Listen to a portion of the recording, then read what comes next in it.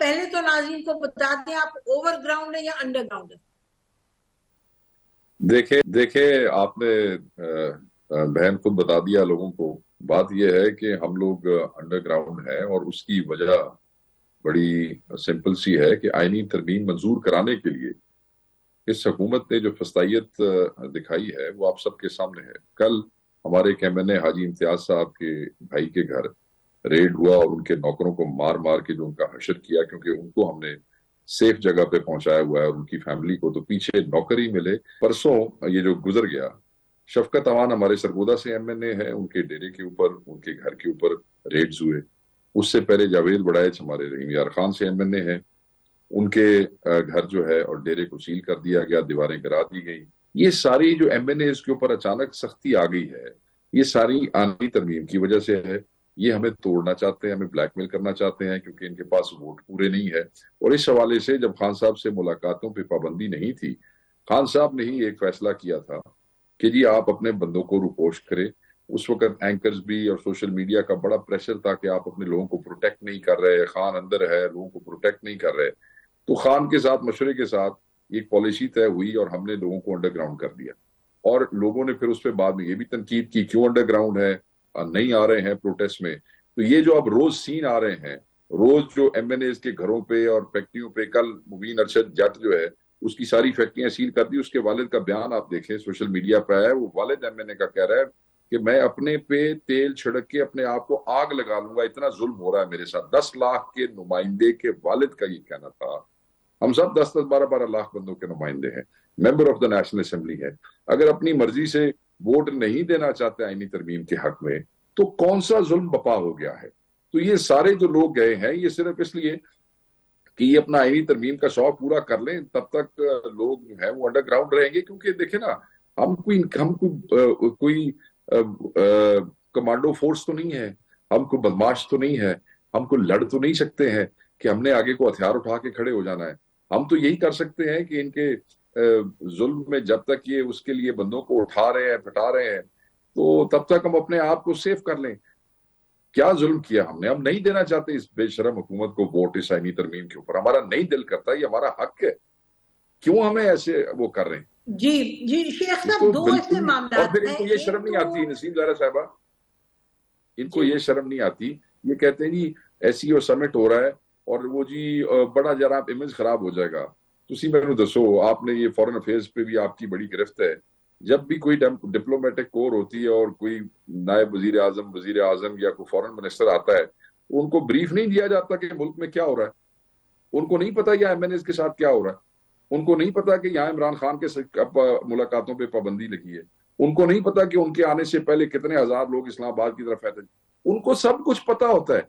आपने अपनी अगर इज्जत करानी है ना दुनिया से, तो आप हमें हमारे बेसिक राइट्स अलाउ करें, हमें हमारा वोट अपनी मर्जी से देने ना देने का हक अलाउ करें। आप इमरान खान से उसकी फैमिली और उसके डॉक्टर की मुलाकात अलाउ करें। ये इज्जत वाले काम है। अपने बंदा मारना, कुटना, बेचारे मतलब एक वोट मंगने वाले सियासत मारो, कुटो, उन्होंने हरासा करो। आज तो आप कर लेंगे, आज आपके पास ताकत है, बट अल्लाह ताला की लाठी पे आवाज है। कब तक आप ऐसे करेंगे और कहां तक चीजों को ऐसे ले जाएंगे?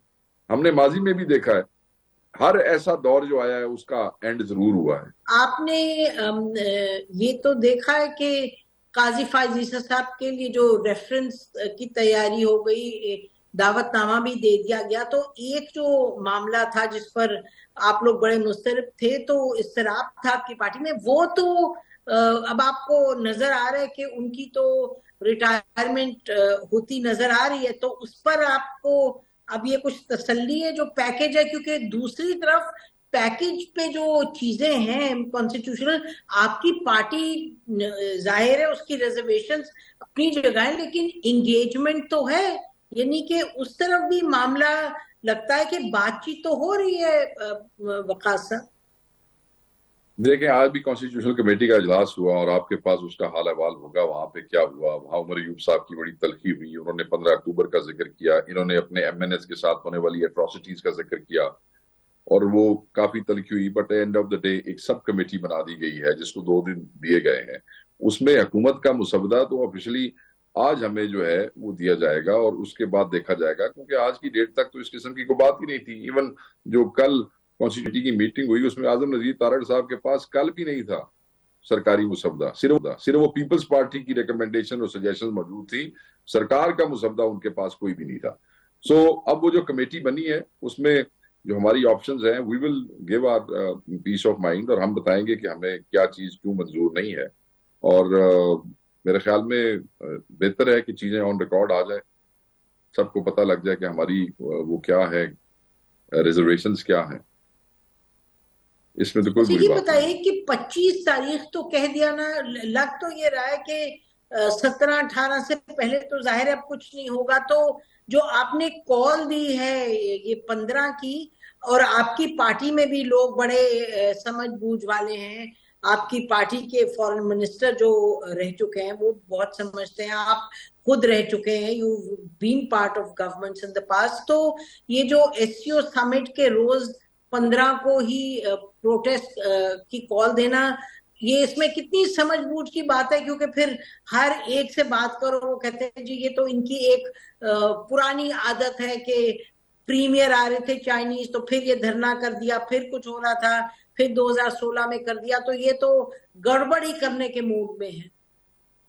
नहीं, ये गड़बड़ वाली बात नहीं है जी। देखें, जो एहतजाज है ना जी, वो डेमोक्रेसीज का हिस्सा होते हैं, सिविलाइज वर्ल्ड में एहतजाज ही होते हैं। आपने देखा होगा यूएन के सामने एहतजाज होते हैं, आप गई होंगी इकोनॉमिक डेवलपमेंट फोरम्स, बहुत बड़े फोरम्स हैं दुनिया में, पेरिस, लंदन, जब भी होते हैं और वहां पे लोग अपना एहतजाज कराते हैं, पुरअमन रजिस्टर कराते हैं और उसके बाद अपने घर चले जाते हैं।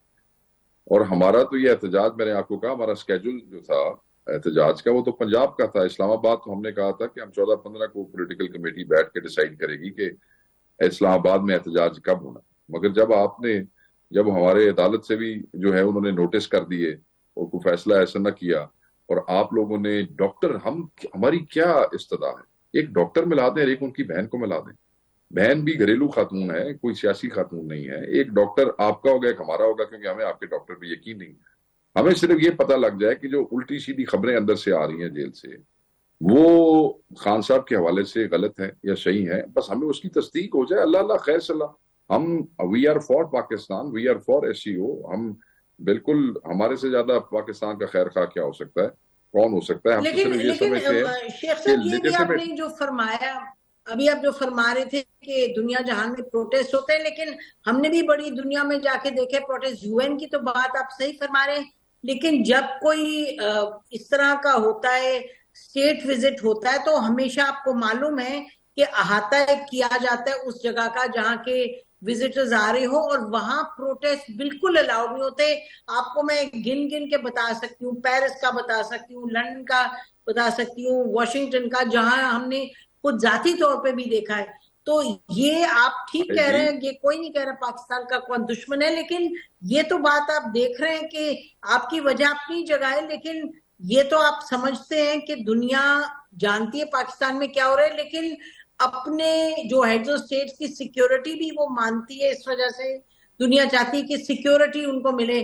तो वहां अगर ओके जी, आप उस दिन एक मेरी जलसा बहन, अपने जुलूस निकल रहा है, बताइए। आप देखें, आप मेरी आप बहन है, आपका बड़ा एहतराम है, मुझे सिर्फ आप इतना से बता दें कि हमें और आपको तो आज ये बहस करने की जरूरत भी ना होती। इनको तो फौरी उनकी बहन और डॉक्टर को मिला के ये रौला खत्म करें, ठीक। मिलाएं। हमें सिर्फ हमारे ठीक। लीडर की खैरियत, ये मेरा हक नहीं है। आपका कोई प्यारा या आपका कोई जानने वाला या आपका कोई बेशक। अजीज इस सूरत में इमरान खान है, wouldn't you like to know what is happening with him?